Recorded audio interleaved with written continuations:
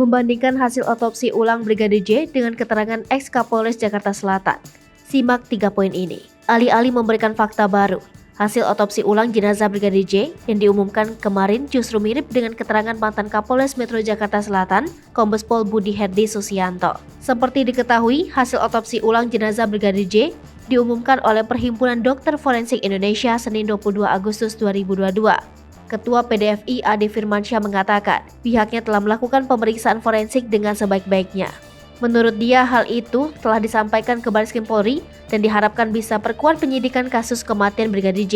Setidaknya ada 3 poin penting yang sama antara hasil otopsi ulang dengan keterangan Kombes Budi yang kini sudah dicopot dari jabatannya Kapolres Jakarta Selatan dan tengah dalam pemeriksaan Inspektorat Khusus karena diduga merekayasa kematian Brigadir J.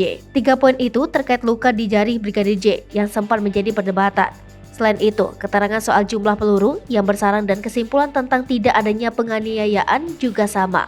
Luka di tangan karena peluru. Perhimpunan Dokter Forensik Indonesia yang memimpin otopsi ulang jenazah Brigadir J mengatakan bahwa luka di jari bukanlah karena penganiayaan, melainkan karena luka tembak. Ketua PDFI Ade Firmansyah, peluru menyambar 2 jari Brigadir J hingga membuatnya patah. Ade menyebutnya sebagai sambaran.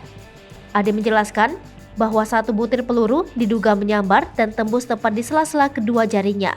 Hal itulah yang diduga mengakibatkan jari Brigadir J patah. Tidak ada penganiayaan. Ade juga memberikan kesimpulan bahwa tidak ada satupun luka penganiayaan selain penembakan. Ade menepis dugaan pihak keluarga Brigadir J yang sempat mengutarakan bahwa ada penganiayaan. Pihak keluarga Brigadir J melalui kuasa hukumnya sempat mengatakan seperti ada bekas luka jeratan pada bagian leher Brigadir J, 5 luka tembak. Ade juga mengungkapkan hasil otopsi ulang menunjukkan hanya ada 5 luka peluru yang masuk ke dalam tubuh dan 4 peluru keluar. Ada 1 peluru yang bersarang di bagian punggung. Ade membenarkan adanya 1 peluru yang bersarang di tubuh Brigadir J yang terletak di dekat tulang belakang.